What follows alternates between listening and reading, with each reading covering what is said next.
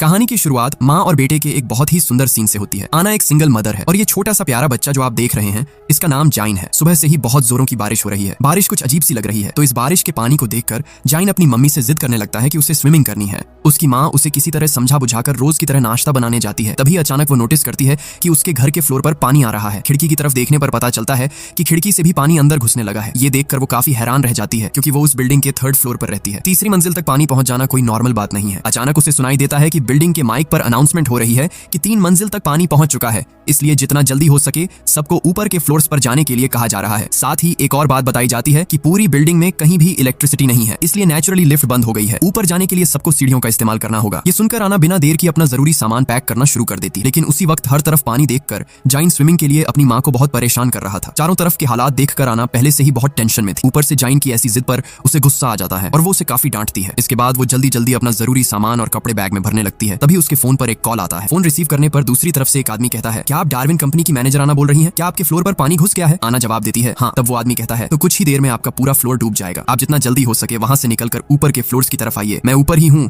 मैं आप लोगों को रेस्क्यू करने आया हूँ। और हाँ, अगर आप अपने साथ सामान लाने की सोच रही हैं तो प्लीज उसे वहीं छोड़ दीजिए। ये कहते ही फोन कट जाता है। फोन कटने के बाद आना बिल्कुल देर नहीं करती और जाइन की कुछ जरूरी दवाइयां लेकर निकलने के लिए उसे आवाज लगाती है, लेकिन उसे जाइन कहीं भी नजर नहीं आता। असल में जाइन को जब उसकी माँ डांटती है या उसका मन खराब होता है तो वह अलमारी के अंदर जाकर छिप जाता है। ये बात आना बहुत अच्छे से जानती है, इसलिए वह अलमारी खोलकर उसे समझाती है और प्यार से बाहर निकाल लाती है। बाहर आते ही वह एक भयानक मंजर देखती है। चारों तरफ बस पानी ही पानी। पानी जैसे किसी शैतान का रूप ले चुका है, जिसे देखकर लग रहा है कि वह सबको निगल जाएगा। सैकड़ों लोग अपनी जान बचाने के लिए इधर उधर भाग रहे हैं। आना हिम्मत नहीं हारती और अपने बेटे को कंधे पर उठाकर सीढ़ियों की तरफ बढ़ती है। सीढ़ियों के पास पहुंचकर वह देखती है कि वहां लोगों की लंबी लाइन लगी है। अगर वह लाइन में खड़ी होकर ऊपर जाने का इंतजार करती तो कुछ ही देर में पानी उन्हें बहा ले जाता, इसलिए अब उसे कोई दूसरा रास्ता ढूंढना था। अचानक उसे याद आता है कि बिल्डिंग में एक और एग्जिट सीढ़ी भी है, इसलिए वह बिना देर किए उस तरफ भागती है। दूसरी तरफ बहुत से लोग पानी की लहरों से लड़ नहीं पा रहे थे और उसमें डूब रहे थे। ऐसे हालात देखकर किसी का भी डर जाना लाजमी है और जाइन तो अभी बस एक बच्चा है, इसलिए उसकी माँ उसे हिम्मत देने के लिए अलग अलग कहानियां सुनाने लगती। यहाँ तक कि उसका माइंड डाइवर्ट करने के लिए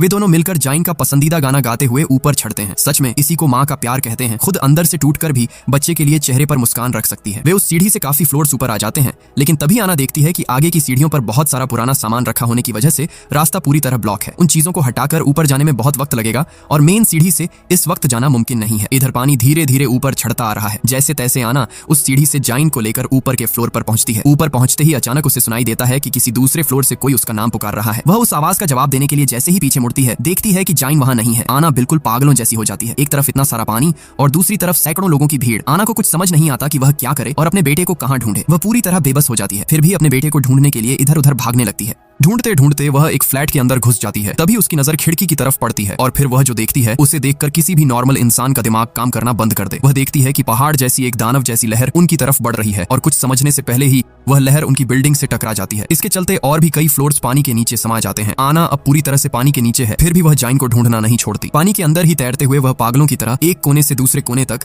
अपने बच्चे को तलाश रही है। एक बार सोचकर देखिए, उस वक्त आना खुद को कितना बेबस और हेल्पलेस महसूस कर रही होगी। काफी देर तक पानी में ढूंढने के बाद आखिरकार उसे जाइन मिल जाता है, लेकिन तब तक छोटा जाइन बेहोश हो चुका था। आखिर एक बच्चा कितनी देर पानी के नीचे रह सकता है। आना किसी तरह अपने बेटे को लेकर वहां से निकलना चाहती है, लेकिन बाहर जाने वाला दरवाजा किसी भी तरह खुल नहीं रहा। इधर काफी देर तक पानी के अंदर रहने की वजह से आना भी अब अपनी सांस नहीं रोक पा रही थी। वह खुद भी बीमार सा महसूस करने लगी। उसे लग रहा है कि बस अब सब खत्म होने वाला है। ठीक तभी एक आदमी आकर उन दोनों को खींचकर ऊपर ले जाता है और उनकी जान बचाता है। ऊपर जाने के बाद वह जाइन के सीने और पेट को दबाकर पानी बाहर निकालता है और उसे होश में लाता है। जाइन बहुत डर गया था, इसलिए अपनी माँ को देखते ही वह रोने लगता है। इधर वह आदमी एक वीडियो के जरिए अपने ऑफिस में रिपोर्ट करता है कि उसने आना और उसके बच्चे को सही सलामत रेस्क्यू कर लिया है। अब तक आपको लग रहा होगा ना कि इतने सारे लोगों के बीच यह आदमी सिर्फ आना को ही बचाने क्यों आया। वेट, अभी पता चल जाएगा। जब आना उस आदमी से उसकी पहचान पूछती है तो वह बताता है कि उसे डार्विन कंपनी ने भेजा है। वह उस कंपनी की सिक्योरिटी टीम का हिस्सा है और उसका नाम हीजो है। इसके बाद जब हीजो उन्हें लेकर ऊपर की तरफ जा रहा था तब आना उससे पूछती है, बाहर का पानी इतना नमकीन क्यों है? मुझे तो लगता है कि यह कोई मामूली बारिश नहीं है। तब हीजो उसे बताता है कि बारिश तो नॉर्मल है, लेकिन यहाँ जो बाढ़ आई है वह समंदर का पानी है। असल में अंटार्कटिका में एक उल्का पिंड गिरा है जिसकी वजह से सारी बर्फ पिघल गई है और यह बाढ़ आई है। आना पूछती है, क्या इस बारे में वैज्ञानिकों को कुछ नहीं पता था? हीजो बताता है कि साइंटिस्ट्स को सब कुछ पहले से पता था, लेकिन उनके पास इस सिचुएशन को संभालने का कोई रास्ता नहीं था, इसीलिए वे बेकार में लोगों को बताकर अफरा तफरी या डर का माहौल नहीं बनाना चाहते थे। और हाँ, आज शायद इस दुनिया का आखिरी दिन हो सकता है, सब कुछ पूरी तरह खत्म हो जाएगा। हीजो की बातें सुनकर आना परेशान हो जाती है और पूछती है, अगर दुनिया खत्म ही होने वाली है तो आखिर हम जा कहाँ रहे हैं। हीजो आना से कहता है, आप भले ही खुद को डार्विन कंपनी की एक मामूली मैनेजर समझती हो, लेकिन आप कोई साधारण इंसान नहीं है। आपकी कंपनी में एआई के लिए जो इमोशन इंजन तैयार किया जाता है उसे सिर्फ आप और आपके बॉस ही बना सकते हैं। सुबह से आपके बॉस और उनकी बेटी का कहीं पता नहीं है, शायद वे अब तक पानी में डूब चुके होंगे, इसलिए अब हमारी आखिरी उम्मीद सिर्फ आप हैं। हमने ऑलरेडी लैबोरेटरी में इंसानी शरीर तैयार कर लिए, लेकिन उस बॉडी में इमोशन सिर्फ आप ही डाल सकती हैं। क्योंकि आज दुनिया के सभी लोग मारे जाएंगे, इसलिए दोबारा धरती पर इंसान बसाने के लिए भी हमें आपकी जरूरत है। इसीलिए आपको ले जाने के लिए बिल्डिंग की छत पर हेलीकॉप्टर भेजा गया है। असल में ये एक साइंस फिक्शन मूवी है, तो इसे किसी और नजरिए से सोचने की जरूरत नहीं है। बस जो हो रहा है उसे एंजॉय करते रहिए। तो इन सब बातों के बीच टेंशन में डूबे हुए वे कुछ और फ्लोर ऊपर चढ़ जाते हैं। तभी अचानक जाइन अपनी माँ से कहता है कि उसे टॉयलेट आया है। हीजो ये जानकर उन्हें एक फ्लैट के अंदर ले जाता है। उस फ्लैट में हीजो और आना की बातचीत के दौरान आना हीजो का फोन लेकर अपनी माँ को कॉल करती है ताकि उनका हाल चाल जान सके। उसकी माँ उससे कहती है, तुमने हमारे लिए बहुत कुछ किया है, अब हमारे बारे में मत सोचो, अपना और अपने बेटे का ख्याल रखना। ये बात बोलते ही फोन के दूसरी तरफ से एक जोरदार लहर की आवाज आती है और लाइन कट जाती है। आना को समझते देर नहीं लगती कि उसने अपने मम्मी पापा को हमेशा के लिए खो दिया है। उसे बहुत दुख होता है, लेकिन फिर भी वह खुद को शांत रखने की कोशिश करती है, क्योंकि इस वक्त टूटने से काम नहीं चलेगा। वह पूरी दुनिया के साथ साथ अपने बच्चे को बचाने की जंग लड़ रही है। तभी आना और हीजो नोटिस करते हैं कि फ्लैट की गैस पाइप लीक हो गई है। एक और नए खतरे को भांपते हुए आना जाइन को गोद में लेती है और वे तीनों वहां से निकल पड़ते हैं। लेकिन बाहर इससे भी बड़ी तबाही उनका इंतजार कर रही थी, जिसका उन्हें अंदाजा भी नहीं था। एक तरफ बिल्डिंग के चारों ओर पानी ही पानी और आंखों के सामने डूबते हुए सैकड़ों लोग, दूसरी तरफ वे जिस ओर जाने की कोशिश कर रहे थे वहीं गैस लीकेज की वजह से बड़े बड़े धमाके हो रहे थे। ये नजारा किसी कयामत से कम नहीं था। कोई और रास्ता न देखकर हीजो सीढ़ियों से ऊपर जाने की उम्मीद छोड़ देता है और बालकनी के सहारे ऊपर चढ़ जाता है। ऊपर पहुंचकर हीजो आना से कहता है, आप अपने बेटे को मुझे पकड़ा दीजिए। आना अपने बच्चे की जान बचाने के लिए उसे हीजो की तरफ बढ़ाने की कोशिश करती है, लेकिन डरा हुआ छोटा जाइन अपनी माँ को छोड़कर किसी और के पास जाने को तैयार नहीं था। काफी मशक्कत के बाद वह जाइन को हीजो तक पहुंचा तो देती है, पर खुद को संभाल नहीं पाती। उसका पैर फिसलता है और वह सीधे नीचे गहरे पानी में जा गिरती है। लेकिन इस बार भी वह हार नहीं मानती। किसी तरह तैरकर वह फिर से एक फ्लोर पर पहुंच जाती है। जब वह उस फ्लोर से ऊपर जाने की कोशिश कर रही थी, तभी उसे लिफ्ट के अंदर से एक बच्चे के रोने की आवाज आती है। वह लिफ्ट के पास जाती है तो देखती है कि लिफ्ट बंद पड़ी है। इसी बीच उसकी नजर दो आदमियों पर पड़ती है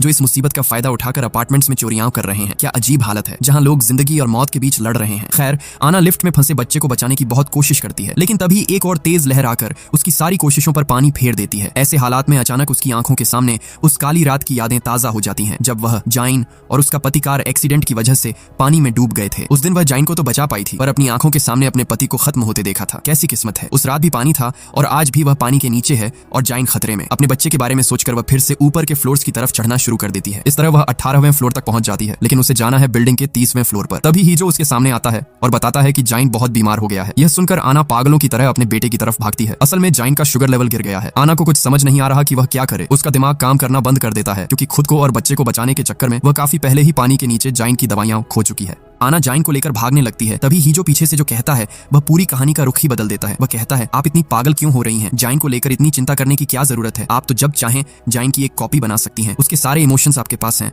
उसके पूरे ब्रेन का बैकअप भी आपके पास है। अब खामखा इसके पीछे वक्त बर्बाद करने से हमें कोई फायदा नहीं है। एक तरफ बच्चे की यह हालत और दूसरी तरफ हीजो की ऐसी अजीब बातें सुनकर आना को बहुत गुस्सा आता है। वह भागते हुए अपने बेटे को लेकर एक फ्लैट में जाती है। जैसे तैसे कुछ चीजों को मिलाकर एक दवाई तैयार करती है और जाइन को पिलाती है, जिससे थोड़ी देर में जाइन की हालत सुधरने लगती है। मूवी के इस सीन में हम देखते हैं कि जब आना जाइन के कपड़े साफ कर रही होती है तो उसे अचानक बाहर धूप चमकती हुई दिखती है। यह देखकर वह मन ही मन बहुत खुश होती है और उसके मन में उम्मीद की किरण जगती है। वह हीजो से कहती है, देखो देखो धूप निकल आई है, शायद अब सारा खतरा टल गया है ना, सब कुछ पहले जैसा हो जाएगा। लेकिन हीजो इस बात पर कुछ नहीं कहता। वह आना को जो बताता है उससे उसका दिल फिर से टूटकर बिखर जाता है। हीजो कहता है, मैं तुम्हें एक बात बताना भूल गया था, हमारा प्लान बदल गया है। फिलहाल अंतरिक्ष में जो हमारा रिसर्च सेंटर है वहाँ जाइन को नहीं ले जाया जा सकता। आना गुस्से और दुख में कहती है, तुमने यह बात जानबूझकर मुझसे छिपाई, क्योंकि तुम जानते थे कि अगर मुझे यह पहले पता चल जाता तो मैं तुम्हारे साथ कभी नहीं आती। इन बातों के बीच सूरज फिर से डूब जाता है और हर तरफ अंधेरा छाने लगता है। तभी उनकी नजर एक विशाल लहर पर पड़ती है जो उनकी तरफ बढ़ रही थी। उस लहर से बचने के लिए वे पूरी जान लगाकर भागने लगते हैं, लेकिन वह राक्षस जैसी लहर कुछ ही पलों में और भी कई फ्लोर्स को डुबो देती है। किसी तरह वे तीनों ऊपर की मंजिलों तक पहुंचते हैं। वहां आना देखती है कि एक प्रेग्नेंट औरत लेबर पेन से तड़प रही है। वह औरत और उसका पति आना से मदद मांगते हैं, लेकिन आना मजबूर है। वह इस वक्त किसी भी तरह उनकी मदद नहीं कर सकती। जब वह जाइन को लेकर ऊपर जा रही थी तब जाइन पूछता है, मम्मी उस आंटी को क्या हुआ है, वह ऐसे क्यों रो रही हैं? छोटे से जाइन के इस सवाल पर उसकी माँ कहती है, वह आंटी माँ बनने वाली हैं, इसलिए उन्हें दर्द हो रहा है। तब जाइन पूछता है, मम्मी जब मैं हुआ था तब क्या आपको भी ऐसा ही दर्द हुआ था? बच्चे का ये मासूम सवाल आना के सीने में तीर की तरह चुभता है। उसे बहुत दुख होता है और वह हीजो के पास जाकर फूट फूट कर रोने लगती है। वह गिड़गिड़ाते हुए उससे विनती करती है, प्लीज मैं तुम्हारे पैर पड़ती, मेरे बच्चे को मेरे साथ ले चलो, मैं तुम्हारे हर काम में मदद करूंगी, बस उसे मेरे साथ रहने दो। इतना छोटा बच्चा मेरे बिना कैसे रहेगा? मैं उसके बिना नहीं जी पाऊंगी। ये सुनकर हीजो कहता है, मैं कुछ नहीं कर सकता, मुझे जो ऑर्डर मिला है मुझे वही करना होगा। यह कहकर वह छत पर चला जाता है, जहां वह देखता है कि रेस्क्यू टीम पहले से ही पहुंच चुकी है। वहां जाकर आना को पता चलता है कि उसे जहां ले जाने की बात कही गई थी वह पूरी तरह झूठ था। रेस्क्यू टीम के लोग आना से जाइन को छीन लेते हैं। आना बहुत मिन्नतें करती है, गिड़गिड़ाती है, पर कोई फायदा नहीं होता। इसके बाद अचानक रेस्क्यू टीम के 2 लोग हीजो को गोली मार देते हैं और तब टीम का लीडर एक अजीब सी बात कहता है। वह कहता है कि आना के अलावा यहाँ मौजूद हर इंसान मारा जाएगा। आना अब समझ जाती है कि अब उसके हाथ में कुछ नहीं है, इसीलिए वह आखिरी बार जाइन को गले लगाकर प्यार करती है। अब सवाल यह है कि उन्होंने जाइन को क्यों रोक रखा है और आना को कहां ले जाया जा रहा है। कुछ ही देर में आना स्पेस की तरफ अपनी यात्रा शुरू कर देती है। मूवी में दिखाया जाता है कि पूरा शहर पानी में डूब रहा है और ठीक उसी समय किसी ग्रह के टूटे हुए हिस्से आना के रॉकेट की तरफ तेजी से आ रहे हैं। मूवी के इसी सीन में हमारे सामने आता है सबसे बड़ा असली ट्विस्ट। हम देखते हैं कि आना अपने उसी अपार्टमेंट में सोकर उठ रही है। बाहर सिर्फ पानी ही पानी है। मतलब ये वही सीन है जो हमने मूवी के पहले सीन में देखा था। मुझे पता है आपके मन में बहुत सारे सवाल आ गए होंगे। ऐसा लग रहा होगा कि सब कुछ सिर के ऊपर से जा रहा है ना? थोड़ा सब्र रखिए, मैं सब क्लियर कर दूंगा। तो नींद खुलने के बाद आना देखती है कि उसके पूरे घर में पानी घुस गया है। सिक्योरिटी रूम से अनाउंसमेंट हो रही है कि जल्दी ऊपर के फ्लोर्स पर जाए। ठीक तभी आना के फोन पर हीजो का कॉल आता है। हीजो उसे छत पर आने को कहता है क्योंकि उनके लिए हेलीकॉप्टर इंतजार कर रहा है और आज वे जाइन को भी साथ ले जाएंगे। जब वह फोन पर बात कर रही थी तब जाइन बार बार अपनी माँ को कुछ दिखाने की कोशिश कर रहा था। वह कह रहा था कि उसने सपने में कुछ देखा है और जो देखा है उसकी फोटो बनाई है, लेकिन इतनी जल्दबाजी में आना उस पर ध्यान नहीं देती। वह फटाफट बाहर निकलने की तैयारी करती। पिछले बार की तरह आज भी जाइन बाहर निकलने से पहले अलमारी में छिप गया था। उसकी माँ उसे ढूंढ निकालती है और कहती है कि वह अब से अपनी माँ की सारी बात माने और अगर कोई उसे अपने साथ ले जाना चाहे तो वह न जाए। लेकिन तभी जाइन अपनी माँ से एक अजीब सवाल करता है। वह पूछता है, मम्मी काफी दिनों से मेरी उम्र 6 साल ही क्यों है? मेरी उम्र बढ़ क्यों नहीं रही? हर रोज मेरी उम्र 6 साल ही क्यों रहती है? आना को इन बातों का कोई सिर पैर समझ नहीं आता, इसलिए वह बिना देर किए जाइन को कंधे पर उठाकर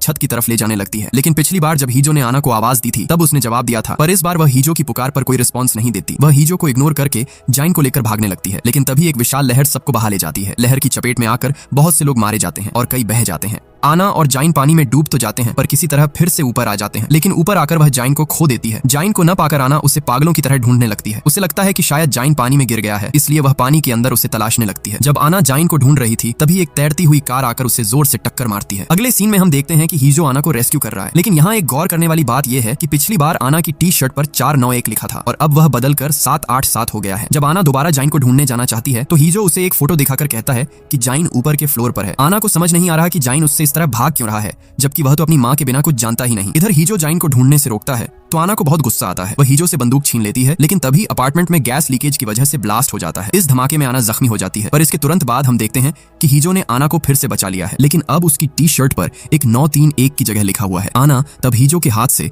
अपना हाथ छुड़ाकर पानी में कूद जाती है और जाइन को ढूंढने लगती है। ढूंढते ढूंढते वह उसी लिफ्ट के सामने पहुंच जाती है जहां पिछली बार उसने एक लड़की के रोने की आवाज सुनी थी। आना को एहसास होता है कि वह लड़की वहां फंसी हुई है। उसे याद आता है कि यही सेम चीज उसके साथ पहले भी हो चुकी है, पर उस बार वह लड़की को बचा नहीं पाई थी, इसलिए इस बार वह उसे बचाने की और भी ज्यादा कोशिश करती है, लेकिन फिर से नाकाम रहती है और हम देखते हैं कि आना धीरे धीरे पानी के नीचे डूब रही है। अगले सीन में आना फिर से उसी लिफ्ट के सामने उस लड़की को रेस्क्यू करती हुई दिखती है, लेकिन अब उसकी टी शर्ट पर 4007 लिखा है। इस बार बहुत कोशिशों के बाद आना उस लड़की को बचाने में कामयाब हो जाती है। वह लड़की को एक बुजुर्ग कपल के पास पहुंचा देती है क्योंकि वह उनकी ही पोती है। अब सवाल यह है कि आना को कैसे पता चला कि यही उसके ग्रैंड पेरेंट्स हैं। आना उस लड़की से पूछती है, क्या तुमने जाइन को कहीं देखा है? लड़की जवाब देती है, जब मैं लिफ्ट में फंसी थी तब मैंने 2 लोगों को जाइन से बात करते सुना था। आना उसकी बात सुनकर आगे बढ़ती है तो उसे वही 2 लड़के मिलते हैं जो चोरी कर रहे थे। आना ने इन्हें पिछली बार भी देखा था। उन लड़कों के साथ उसकी हाथापाई होती है। तभी हीजो आकर उन लड़कों को पीटना शुरू कर देता है। जब उनसे जाइन के बारे में पूछा जाता है तो वे बताते हैं कि उन्होंने जाइन को देखा जरूर था पर उसे मारा नहीं। हीजो गुस्से में आकर उन्हें पानी में फेंक देता है। इसके बाद आना जब फिर से जाइन को ढूंढने के लिए आगे बढ़ने लगती है तो हीजो उसे रोककर कहता है कि कुछ ही देर में रेस्क्यू टीम यहाँ आ जाएगी और वे ही जाइन को ढूंढ निकालेंगे। लेकिन आना उससे रिक्वेस्ट करती है कि रेस्क्यू टीम के आने से पहले वे खुद जाइन को ढूंढे। आना के बात करने के अंदाज से हीजो को कुछ शक होता है क्योंकि आना उससे ऐसे बात कर रही है जैसे उसे बहुत पहले से जानती हो। अगले सीन में दिखाया जाता है कि आना एक दीवार पर पेंट से कुछ ड्रॉ कर रही है, पर इस बार भी नोटिस करने वाली बात यह है कि उसकी टी शर्ट पर 7993 लिखा है। अब आना ऊपर के फ्लोर पर जाती है तो देखती है कि उस प्रेग्नेंट महिला ने बच्चे को जन्म दे दिया है। ये देखकर आना अपना कोट उतारकर उस महिला को दे देती है। वहां से जाते वक्त आना सुनती है कि वह महिला अपने पति से कह रही है कि उसने सपने में देखा था कि पूरा शहर सुनामी में बह गया है, लेकिन वे बच गए हैं। ये सुनकर आना को याद आता है कि सुबह सोकर उठने के बाद जाइन ने भी उससे कहा था कि उसने सपने में कुछ देखा है और उसने उसे अपने टैब पर ड्रॉ करके आना के फोन पर भेज दिया था। आना जैसे ही अपना मोबाइल चेक करती है वह तस्वीरें देखकर हैरान रह जाती है। यहाँ हमें पता चलता है कि पहली बार जब जाइन बेहोश हो रहा था तब उसने आखिरी जो मंजर देखा था उसे ड्रॉ करके अपनी माँ के फोन पर भेजा था। और सबसे हैरान करने वाली बात यह थी कि उसने वही सेम फोटो एक दो बार नहीं बल्कि हजारों बार भेजी थी। कहानी अब पूरी तरह से टाइम लूप और पैरेलल रियलिटी की तरफ इशारा कर रही है। क्या आप जानना चाहते हैं कि इन हजारों तस्वीरों और टी शर्ट पर बदलते नंबर्स का असली राज क्या है? आना अब समझ जाती है कि जाइन क्यों उसे बार बार बोल रहा था कि उसकी उम्र 6 साल पर क्यों रुकी हुई है। तभी आना लास्ट फ्लोर की अलमारी में जाइन को ढूंढने जाती है, लेकिन वो वहां नहीं मिलता। उसी वक्त डार्विन टीम के लोग और हीजो आकर दवा के जरिए आना को बेहोश करने की कोशिश करते हैं। बेहोश होने से पहले आना हीजो से कहती है, छत पर ये लोग तुम्हें मार देंगे, तुमसे मेरी पहले भी कई बार मुलाकात हो चुकी है। तभी हम देखते हैं कि आना की टी शर्ट पर 13,417 लिखा हुआ है। यह बात हीजो के मन में शक पैदा कर देती है, इसलिए वो अपनी ही टीम के लोगों को वहीं मार देता है। इसके बाद वो एक इंजेक्शन देकर आना को होश में लाता है। होश में आते ही आना इस कहानी का असली ट्विस्ट रिवील करती है। डार्विन रिसर्च सेंटर काफी समय से सिंथेटिक ह्यूमन बॉडी बनाने के सीक्रेट प्रोजेक्ट पर काम कर रहा था। वे 3D मॉडल के जरिए ऐसी बॉडीज बनाते हैं जो इंसानों की तरह सब कुछ कर सकती हैं, यहाँ तक कि बच्चे को जन्म देना भी। लेकिन प्रॉब्लम ये थी कि उनके अंदर गुस्सा, दुख या प्यार जैसे कोई इमोशंस नहीं थे। इसलिए आना और उसके बॉस ने इमोशन इंजन पर काम शुरू किया था। इसके लिए दो चीजों की जरूरत थी, एक टेस्ट सब्जेक्ट और दूसरा टेस्ट सैंपल, क्योंकि एक इंसान का दूसरे इंसान के प्रति प्यार और जिम्मेदारी से ही इमोशन पैदा होता है। इसलिए उन्होंने दो आर्टिफिशियल बॉडीज बनाई। उन दोनों में से एक जाइन है। इसका मतलब है कि जाइन कोई इंसान नहीं बल्कि एक सिंथेटिक ह्यूमन बॉडी है और आना उसकी बायोलॉजिकल मां नहीं है। इसीलिए उस दिन जब जाइन ने प्रेग्नेंट औरत को देखकर आना से पूछा था कि क्या उसे जन्म देते वक्त आना को भी इतना ही दर्द हुआ था, तब आना उस सवाल का कोई जवाब नहीं दे पाई, क्योंकि उसने सच में जाइन को जन्म नहीं दिया था। शुरुआत में आना जाइन की ज्यादा परवाह नहीं करती थी, यहाँ तक कि अपने पति की मौत के बाद वो जाइन पर टेस्ट पूरा किए बिना ही उसे डार्विन सेंटर वापस करना चाहती थी, क्योंकि जाइन को बचाने के चक्कर में ही उसने अपने पति को हमेशा के लिए खो दिया था। उनका काम बस एक तय समय तक इन टेस्ट्स के जरिए डेटा कलेक्ट करना था और फिर उसे रिसर्च सेंटर भेजना था। उनका प्लान था कि इसी डेटा से वे इमोशन इंजन को प्रमोट करेंगे और बाद में उस AI इमोशन को सिंथेटिक बॉडीज में इस्तेमाल करेंगे। लेकिन पूरा काम खत्म होने से पहले ही उन्हें पता चला कि अंटार्कटिका में एक विशाल एस्टेरॉयड टकराने वाला है। इसकी वजह से पूरी दुनिया में एक महासुनामी आएगी जो मानव जाति का नामो निशान मिटा देगी। समय कम होने की वजह से डार्विन लैब से जाइन का डेटा कलेक्ट करने के लिए लोग भेजे जाते हैं और रिसर्च के लिए आना को भी उनके साथ जाना पड़ता है। लेकिन जाने के वक्त जब उनका स्पेसशिप एस्टेरॉयड के टुकड़े से टकराकर तबाह हो जाता है तो आना बुरी तरह जख्मी हो जाती है। मौत को करीब देखकर आना एक बड़ा फैसला लेती है, क्योंकि टेस्ट सैंपल तो मिल चुका था लेकिन टेस्ट सब्जेक्ट नहीं मिला था। इसलिए वो खुद एक मां के तौर पर इस एक्सपेरिमेंट का टेस्ट सब्जेक्ट बनने के लिए तैयार हो जाती है। इस फैसले के बाद उसकी मेमोरी को AI सिस्टम में ट्रांसफर कर दिया जाता है, फिर जाइन को उसे छिपा दिया जाता है। पूरा सेटअप इस तरह किया जाता है जहां आना का काम होगा हर खतरे और रुकावट को पार करके जाइन को ढूंढ निकालना। जिस दिन वो जाइन को ढूंढ लेगी उसी दिन इमोशन इंजन का काम पूरा होगा, और जब तक वो उसे नहीं ढूंढ पाती ये सिस्टम बार बार रिफ्रेश या रीस्टार्ट होता रहेगा। मतलब कहानी हर बार उसी सुनामी वाले दिन से फिर से शुरू होगी। इसीलिए हमने इस मूवी में सुनामी वाले दिन को बार बार रिपीट होते देखा है। और ये कितनी बार रिपीट हो रहा है ये जानने के लिए आना की टी शर्ट का नंबर बार बार बदलता रहता है, क्योंकि वो एक बार भी जाइन को नहीं ढूंढ पाई थी। लेकिन वो जाइन को क्यों नहीं ढूंढ पा रही थी, इसके पीछे एक बहुत बड़ा राज था। खैर, ये सब जानने के बाद ही जो डिसाइड करता है कि वो आना की हेल्प करेगा, लेकिन वे जितनी बार भी कोशिश करते हैं उतनी बार उनका सामना सिक्योरिटी टीम से होता है, क्योंकि पूरा सिस्टम ही इसी तरह डिजाइन किया गया है। हजारों बार की कोशिशों के बाद वे दोनों प्लान बनाते हैं कि सिक्योरिटी टीम से लड़ने के बजाय वे उल्टे रास्ते से छत पर जाएंगे। काफी मशक्कत के बाद आना अकेले 30वीं मंजिल की छत पर पहुंचने में कामयाब हो जाती है। वहां उसे एक पुरानी अलमारी दिखती है और इसी अलमारी के अंदर जाइन अपनी मां का इंतजार कर रहा था। आना अपनी गलती मानती है और पिछली बार जाइन को छोड़कर जाने के लिए माफी मांगती है, लेकिन जाइन उसे बताता है कि आना ने उसे कभी छोड़ा ही नहीं था। दरअसल हेलीकॉप्टर पर चढ़ते वक्त आना ने उसके कान में कहा था कि वो इस अलमारी में छिपकर उसका इंतजार करे। इसीलिए सिस्टम जितनी बार रीस्टार्ट हुआ जाइन हर बार यहीं आकर छिप जाता था। तभी वहां सिक्योरिटी टीम पहुंच जाती है और दूसरी तरफ से एक बहुत बड़ी लहर उनकी ओर बढ़ती दिखती है। आना जाइन को पानी में कूदने के लिए कहती है और खुद टीम के लोगों से लड़ी एचने लगती है। काफी देर लड़ी एचने के बाद वो भी पानी में छलांग लगा देती। हम देखते हैं कि पानी के अंदर एक माँ अपनी पूरी जान लगा रही है ताकि वो अपने बच्चे को बचा सके। सच में माँ का एहसास ही कुछ अलग होता है। फिर चाहे वो सिंथेटिक बॉडी हो या हार्ड मांस का शरीर, जाइन ने अपनी जिंदगी में पहला शब्द मां ही बोला था। अचानक एक लहर उनसे टकराती है, लेकिन मां और बेटा मरते नहीं हैं, बल्कि AI इमोशन इंजन कंप्लीट हो जाता है। इसके बाद सुनामी रुक जाती है और यहीं पर यह मूवी खत्म हो जाती है।